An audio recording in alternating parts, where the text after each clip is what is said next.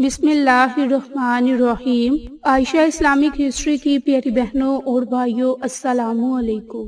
آج کی اس ویڈیو میں آپ کے ساتھ 10 محرم تک کا ایک خاص وظیفہ، خاص عمل ذکر کروں گی، جو کہ بالخصوص آپ نے 8، 9 اور 10 محرم کے دن کرنا ہے۔ اگر آپ اس سے پہلے بھی یہ ویڈیو دیکھیں تو آپ یہ عمل، یہ وظیفہ کر سکتے ہیں۔ میری اسلامی بہنوں اور بھائیوں، اللہ پاک نے اسلامی سال کا آغاز محرم الحرام کے بابرکت مہینے سے فرمایا۔ ہمیں اس میں اجر و ثواب اور خیر و برکت کے کثیر مواقع عطا فرمائے۔ بندہ مومن کے لیے اپنے پسندیدہ بندہ بننے کی راہیں کھول دی، تاکہ سال کے شروع سے ہی بندہ اپنے رب کے قریب ہو جائے، توبہ کرے، اپنے گناہ بخشوا لے اور نیکیوں کا اثر بندے پر سال کے اختتام تک رہے، یہاں تک کہ سال کا آخری مہینہ ذی الحج کا مبارک مہینہ بھی عبادت میں گزارے۔ میری بہنوں اور بھائیوں، فرمان نبی ہے کہ ماہ رمضان کے بعد سب سے افضل روزے اللہ پاک نے محرم کے روزوں کو قرار فرمایا، اور فرض نماز کے بعد سب سے افضل نماز رات کی نماز ہے، یعنی کہ نماز تہجد۔ تو میری اسلامی بہنوں اور بھائیوں، حضرت سیدنا ابو عثمان نہدی رحمۃ اللہ فرماتے ہیں کہ صحابہ کرام 3 عشروں کی تعظیم کیا کرتے: رمضان المبارک کے آخری عشرہ کی، ذو الحجہ کا پہلا عشرہ اور محرم الحرام کا پہلا عشرہ۔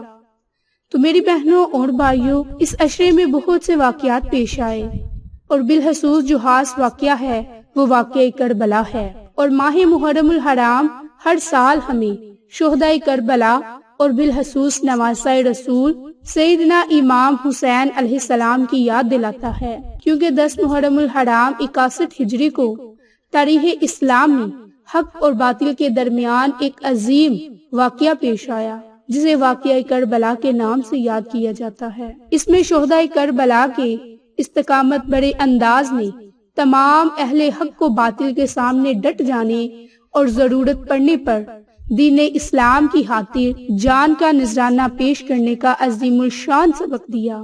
اگر امام حسین یزید کی بیعت کرتے تو وہ تمام لشکر آپ کے قدموں میں ہوتا، آپ کا احترام کیا جاتا، خزانوں کے منہ کھول دیے جاتے، دولت دنیا قدموں پر لٹا دی جاتی، مگر جس کا دل دنیا کی محبت سے خالی ہو، بلکہ خود دنیا جس کے گھر کے خادمہ ہو، وہ اس دنیا کے رنگ اور روپ پر کیا نظر ڈالے۔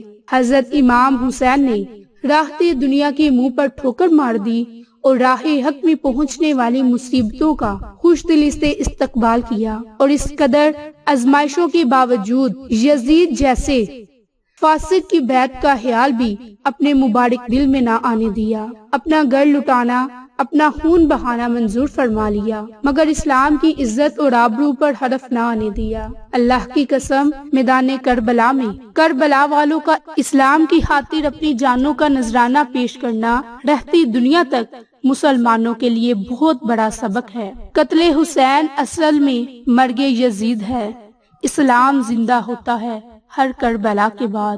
میری اسلامی بہنوں اور بھائیوں، امام حسین رضی اللہ عنہ جو کہ اسلام کی خاطر اپنا سر قلم کروا دیا، اسلام کی خاطر شہید ہو گئے، دنیاوی دولت کو چھوڑ دیا اور صرف اپنے نانا کا دین کو بچایا۔ اس عظیم ہستی کی یہ واقعہ کربلا ہمیں یاد دہانی کرواتا ہے۔ میری بہنوں اور بھائیوں، اب آپ کو خاص جو عمل، خاص وظیفہ آپ کے ساتھ ذکر کرنے والی ہوں، وہ ذکر بالخصوص قرآنی کلمات یا ارحم الراحمین پر منحصر ہے، جس کی بڑی فضیلتیں اور بڑی ہی برکات ہیں۔ جو کوئی ان قرآنی کلمات یا ارحم الراحمین کو 8، 9 اور 10 محرم الحرام کے دن ان قرآنی کلمات کو سجدے میں کہے گا تو اللہ کی ذات ہماری دعاؤں کو ضرور اپنی بارگاہ الہی میں قبول فرمائے گا۔ میری اسلامی بہنوں اور بھائیوں، ان قرآنی کلمات کو پڑھنے کی اتنی طاقت ہے، اتنی برکات ہے کہ اگر ہم ان قرآنی کلمات کو پڑھ کر اللہ سے کسی جائز حاجت کے لیے دعا مانگے تو اللہ کی ذات ہماری دعاؤں کو سنے گا اور ہماری دعاؤں کو اپنی بارگاہ میں ضرور قبول فرمائے گا۔ تو میری اسلامی بہنوں اور بھائیوں، یا ارحم الراحمین، اس کا عمل آپ نے سجدے کی حالت میں کرنا ہے۔ اب اس کا طریقہ کار کیا ہے، اسے پڑھنے سے آپ کو کون سے فائدے حاصل ہوں گے، یہ آپ کے ساتھ ذکر کروں گی، لیکن اس سے پہلے میری آپ تمام سے گزارش ہے کہ جن لوگوں نے ابھی تک میرے چینل عائشہ اسلامک ہسٹری کو سبسکرائب نہیں کیا، وہ نیچے موجود لال رنگ کے بٹن کو دبا دے اور ساتھ موجود بیل آئیکن کو دبا کر آل نوٹیفیکیشن پر کلک کر دے تاکہ میری ہر نئی آنے والی ویڈیوز کی اپڈیٹ آپ تک بآسانی پہنچ سکے۔ جزاک اللہ۔ میری اسلامی بہنوں اور بھائیوں، ایک سجدے میں ہر مصیبت اور پریشانی کا حل ہے۔ انشاءاللہ اس ایک سجدے میں اس عمل کی برکت سے آپ کو بہت زیادہ فائدے اور برکات حاصل ہوں گی۔ میری اسلامی بہنوں اور بھائیوں، جیسے کہ امام حسین نے جس طرح کا ایک سجدہ کیا، آج تک وہ سجدہ کوئی نہ کر سکا۔ میری بہنوں اور بھائیوں، آپ نے نماز کو اتنی اہمیت دی کہ آپ نے کربلا کے میدان میں بھی نماز کو نہ چھوڑا۔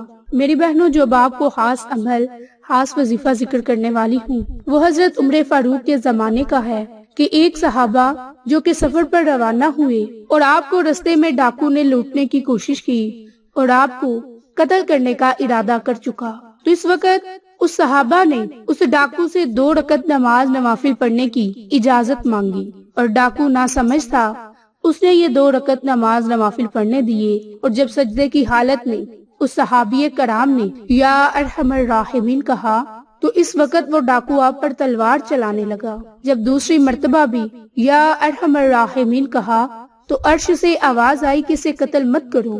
تیسری مرتبہ بھی یہی واقعہ پیش آیا اور اتنی دیر میں ایک گھوڑ سوار آیا اور اس ڈاکو کی گردن کو جسم سے الگ کر دیا۔ میری بہنوں، جب وہ دعا کر کے فارغ ہوئے تو صحابی نے اس گھوڑ سوار کو دیکھا تو اس نے کہا کہ میں 7ویں آسمان کا فرشتہ ہوں۔ جب تم نے پہلی مرتبہ یا ارحم الراحمین کہا تو پہلی مرتبہ میں اللہ کا عرش جوش میں آ گیا، تو اللہ نے فرمایا کون اس کی مدد کو جائے گا؟ میں 7ویں آسمان کا فرشتہ، میں نے ادھر سے آواز لگائی تو میں نے کہا کہ اس کو قتل مت کرو۔ جب تم نے دوسری مرتبہ بھی یا ارحم الراحمین کہا تو میں پہلے آسمان پر آ گیا اور پھر کہا کہ مت قتل کرو۔ جب تم نے تیسری مرتبہ یا ارحم الراحمین کہا تو میں جلدی سے آ کر اس کی گردن در سے جدا کر دی۔ تو میری بہنوں، اس واقعہ کو سنانے کا مطلب یہ ہے کہ یہ عمل بڑا ہی طاقتور ہے۔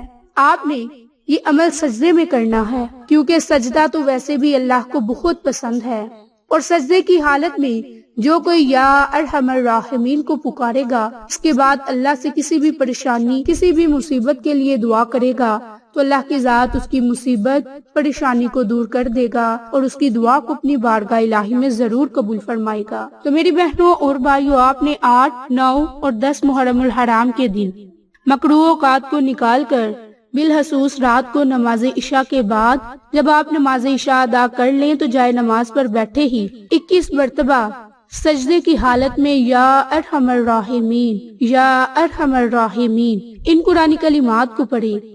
اول میں، آخر میں 3 مرتبہ درود ابراہیم پڑھ کر اللہ کی ذات سے اپنی کسی بھی جائز حاجت کے لیے دعا کو قبول کروانے کے لیے خصوصی دعا مانگے۔ انشاءاللہ اللہ کی ذات ہماری دعاؤں کو اپنی بارگاہ میں قبول فرمائے گا اور ہماری پریشانیوں کو اور مصیبتوں کو ختم فرمائے گا۔ میری اسلامی بہنوں اور بھائیوں، آپ نے یہ عمل، یہ وظیفہ 8 محرم الحرام کو نماز عشاء کے بعد، 9 محرم الحرام کے دن بھی نماز عشاء کے بعد ہی کرنا ہے، لیکن آپ نے 10 محرم الحرام کے دن یہ عمل نماز ظہر کے بعد کرنا ہے۔ تو یہ 3 دن یہ آپ عمل کریں اور اللہ کی ذات سے دعا مانگے۔